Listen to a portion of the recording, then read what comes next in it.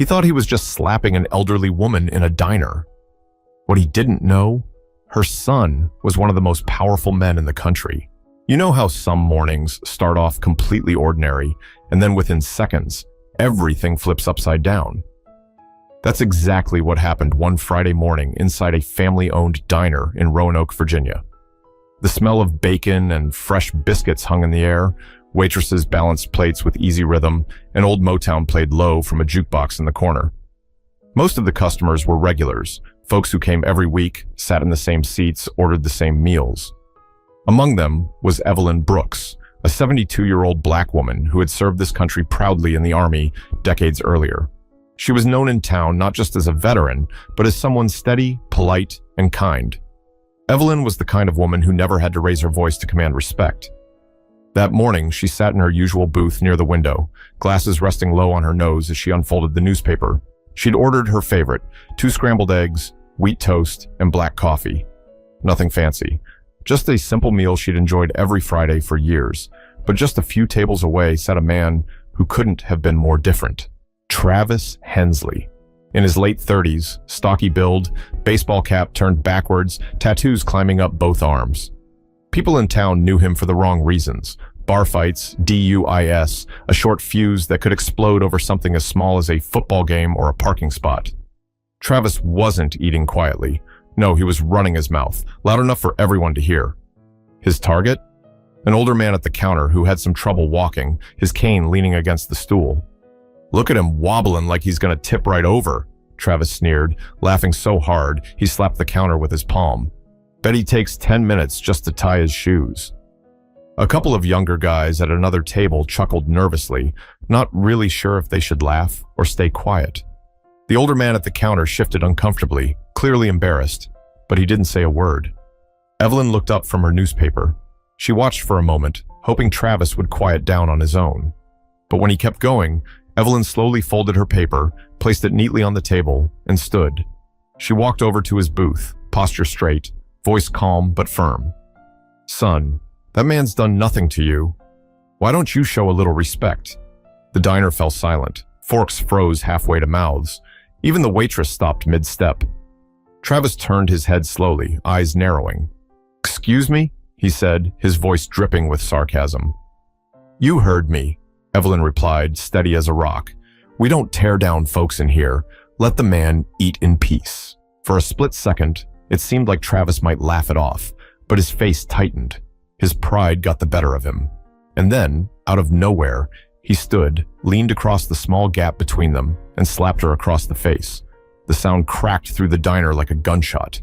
Plates clattered. Someone gasped. Evelyn staggered slightly but caught herself, refusing to let him see her fall. Every pair of eyes was glued to them. The jukebox kept playing, but nobody heard the music anymore. And here's the thing, in that one moment, Travis had no idea whose life he had just collided with. He thought he was smacking down an elderly woman who wouldn't fight back. What he didn't know, what no one in that diner could have guessed, was that Evelyn's son wasn't just any man. He was Jordan Brooks, the director of Homeland Security. And that single slap was about to set off a chain of events Travis could never have prepared for. But before we get to that firestorm, let's talk about who Evelyn really was and why she carried herself with such quiet power. Before we dive into the chaos that slap created, you have to understand who Evelyn Brooks really was. Because if you only saw her as a 72-year-old woman sitting in a booth with coffee, you'd miss the depth of her story. Evelyn grew up in Norfolk, Virginia, the daughter of a dock worker and a school teacher.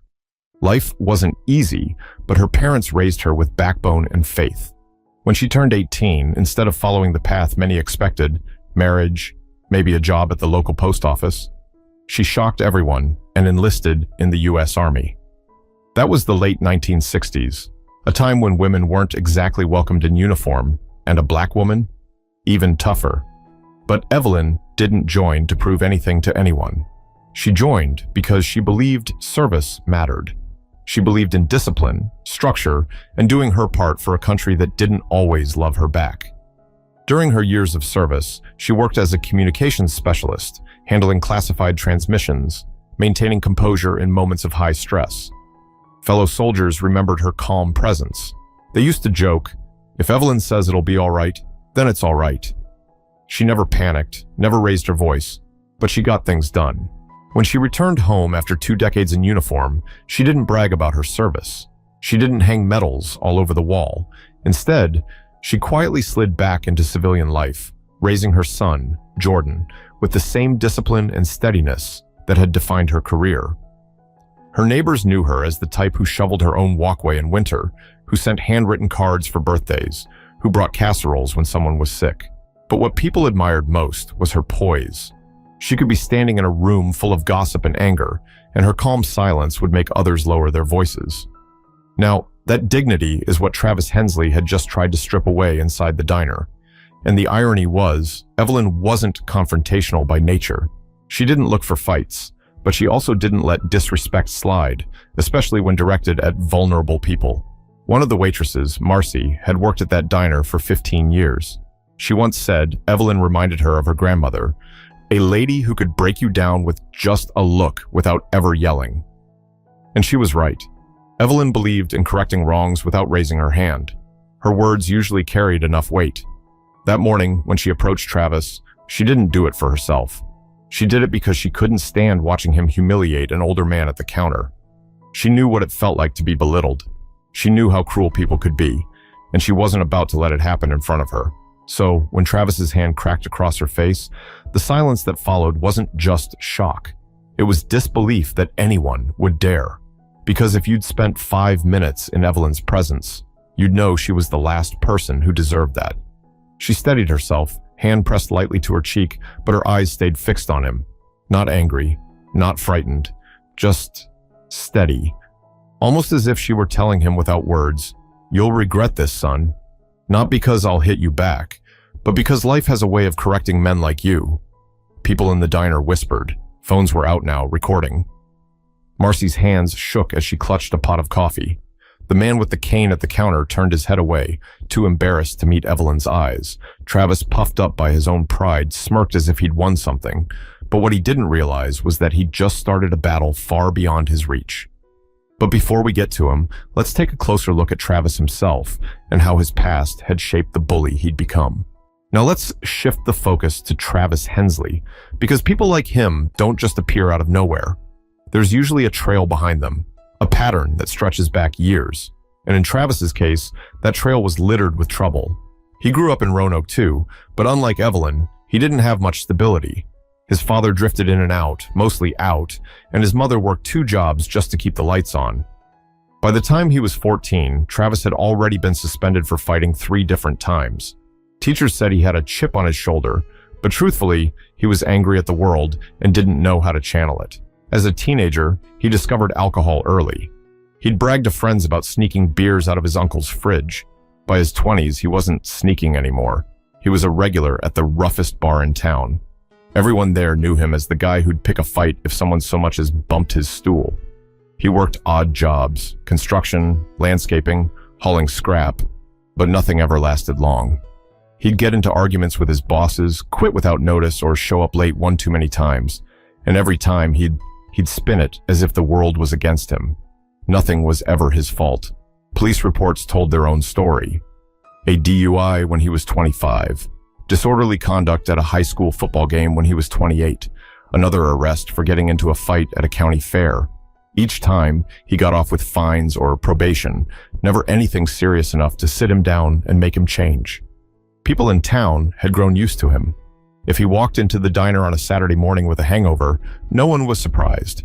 If he was red-faced and yelling at someone in the parking lot, it was just Travis being Travis. He was the kind of man folks crossed the street to avoid, but not the kind they thought would go too far. What made him dangerous wasn't just his size or his temper. It was that deep insecurity, that need to prove himself by tearing others down.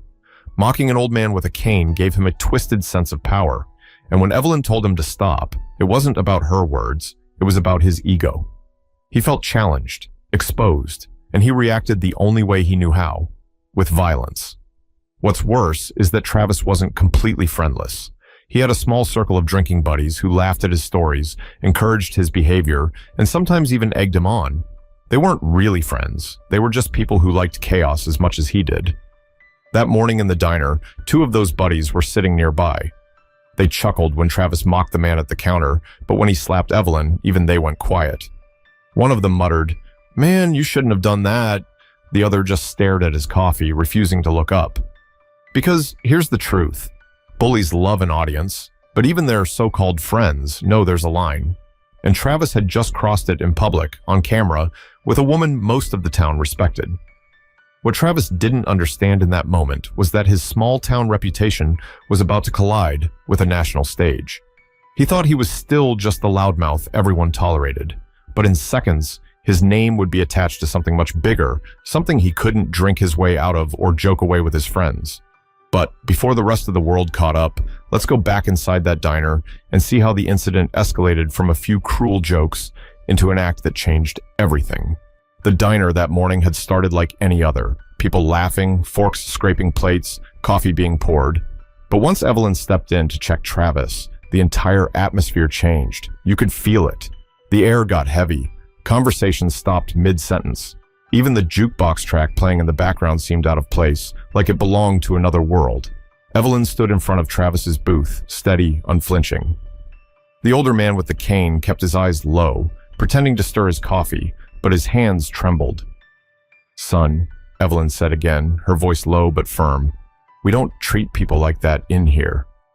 Travis smirked, leaning back in his seat like a king being challenged in his throne. "You think you can tell me how to talk? Lady, sit back down and mind your own business." Evelyn didn't budge. She didn't raise her voice. Respect isn't too much to ask. That's when it happened. Quick as a spark, Travis shot to his feet, the legs of his chair screeching against the floor, and his hand came across Evelyn's cheek with a crack that echoed off the walls. Gasps filled the room. A fork clattered onto a plate. Someone whispered, "Oh my God." Evelyn stumbled but caught herself on the edge of the booth. She pressed her hand lightly against her cheek, but kept her eyes on him. No tears, no retreat, just steady eyes that said, "You'll answer for this." For a moment, no one moved. Then Marcy, the waitress, slammed down the coffee pot she was holding. "Travis! What the hell is wrong with you?" she shouted. Travis puffed up, trying to play it off, his chest heaving. "She came at me. She got in my face. Ain't nobody tells me what to do." Across the room, one of his so-called friends muttered under his breath, "You messed up, man." Phones were already out. At least 3 customers had them pointed straight at Travis. The slap wasn't just an act of violence now, it was evidence. Evelyn slowly straightened her back, brushed the newspaper ink from her hands, and spoke. Her voice cut through the chaos like a blade. "You've shamed yourself today." That was it. No yelling, no curse words, just a single sentence that made Travis's smirk falter for the first time. An older man from the corner shouted, "Call the cops!" Another customer was already dialing, whispering frantically into her phone, "Yes, we need police at Betty Lou's diner. Yes, right now. A man just hit an elderly woman." Travis looked around and finally noticed the phones aimed at him. His face flushed red. "Y'all better put those down," he barked. But nobody did. If anything, more phones came up. Marcy, hands on her hips, glared at him. "You need to get out before you make this worse."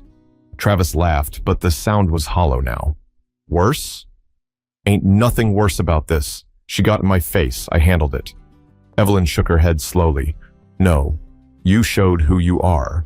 The police sirens hadn't even arrived yet, but in that moment, everyone inside the diner knew Travis had crossed a line he couldn't uncross. His pride had led him straight into a public disaster. And here's the twist. He thought the humiliation ended there, inside those 4 walls. He thought the cops might haul him in, maybe he'd pay a fine, maybe spend a night in jail. But what Travis couldn't see, what none of the customers knew yet, was that Evelyn's son was Jordan Brooks, director of Homeland Security. And the moment those videos hit social media, Travis wasn't just a local hothead anymore. He was a national headline. But before the cameras and the world caught up, let's look at what happened inside that diner in the minutes right after. The fear, the shock, and the witnesses who refused to stay silent. The slap had landed, and for a long second, silence clung to the diner like a heavy fog. Nobody breathed. Nobody chewed. Then, slowly, the room came alive. Not with laughter or conversation, but with fear, shock, and outrage. Marcy, the waitress, was the first to move. She grabbed a stack of napkins and hurried to Evelyn. "Honey, are you all right?" Her voice trembled, but her hands were steady as she tried to help. Evelyn just nodded, brushing her off gently. "I'm fine, dear." "Don't worry about me." But it was clear this wasn't fine. At a booth near the back, a high school kid named Ryan whispered to his mother, "Mom, did you get that on video?" His phone was already raised, recording every word. His mother, shaking, nodded without taking her eyes off Travis. Another customer, a middle-aged truck driver named Carl, muttered under his breath, "That boy's lost his damn mind." He shoved his chair back, standing halfway as if ready to step in, but unsure if he should. The man with the cane at the counter, Travis's original target, slowly turned his head to look at Evelyn. His voice cracked when he finally spoke. "I'm sorry, ma'am." "I should have said something." Evelyn gave him a small, steady smile. "You've got nothing to apologize for." Meanwhile, Travis stood like a storm in human form, fists balled at his sides, chest heaving. He scanned the room, daring anyone to challenge him, but the only sound was the soft chorus of phones clicking on, cameras recording, voices whispering. "You all better quit filming me," he barked. He pointed at Ryan, the teenager, who froze for a second before saying, louder than he expected, "Nah, man, people need to see this." That one sentence broke the dam.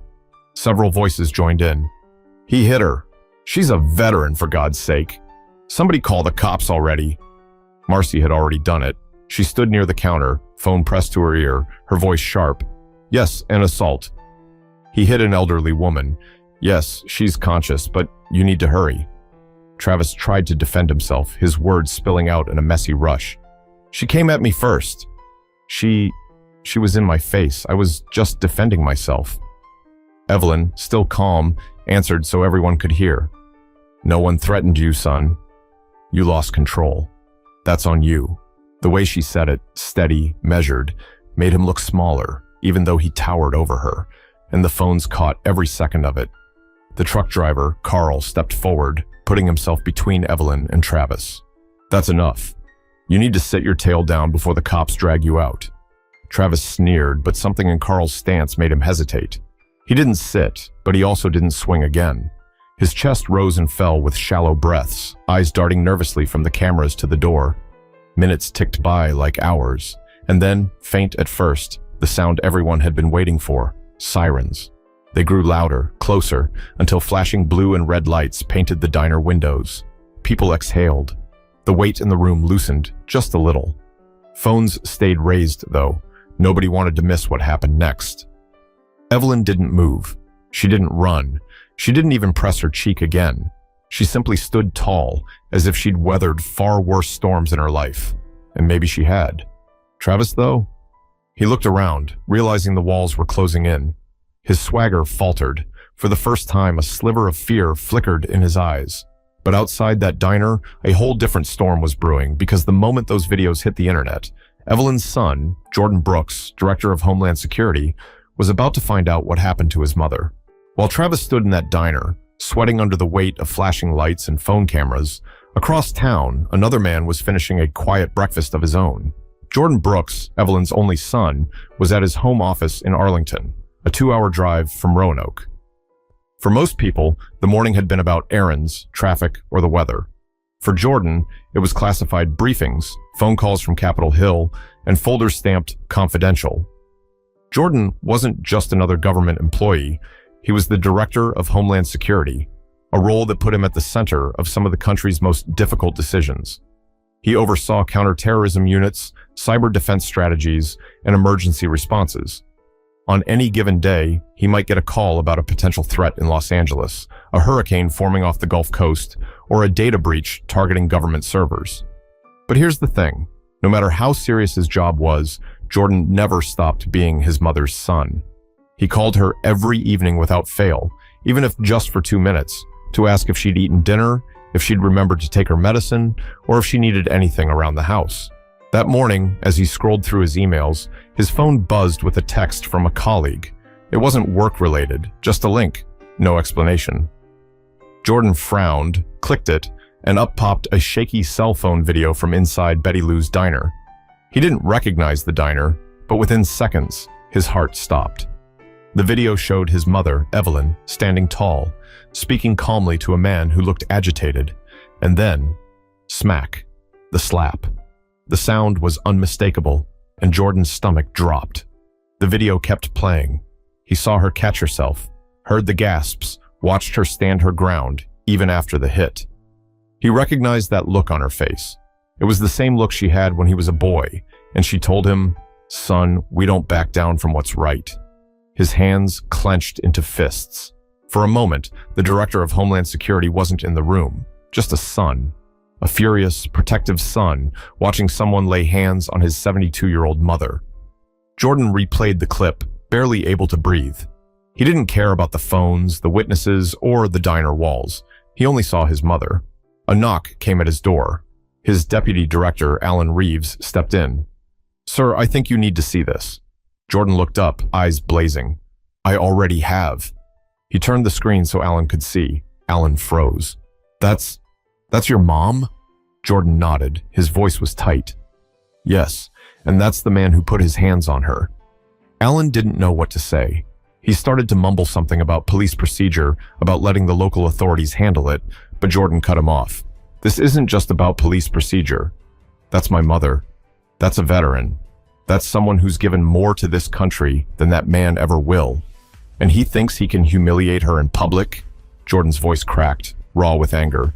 Alan swallowed hard. He knew this wasn't a moment to argue. "What do you want us to do, sir?" Jordan exhaled, steadying himself. "First, I want to make sure my mom is safe. Second, I want every piece of footage from that diner saved. And third," he paused, eyes narrowing, "I want the world to know exactly who she is." For Jordan, this wasn't about throwing his weight around. It wasn't about politics or power. It was about respect. Respect for his mother. Respect for veterans. Respect for every elder who deserved dignity, not abuse. But while Jordan prepared to move, back in Roanoke, the cops had already walked through those diner doors, and Travis was about to realize his world was collapsing in real time. When the officers finally stepped into Betty Lou's diner, their boots echoing against the tile floor, all eyes snapped to them. The first officer, a tall man with sandy hair, scanned the room before resting his gaze on Evelyn. She stood calmly, hands folded in front of her, the faint red mark on her cheek still visible. The second officer turned toward Travis. "Sir, step away from the lady." Travis raised his hands halfway, trying to sound casual. "Look, it ain't what it looks like. She got in my face." "Step away," the officer repeated, firmer this time.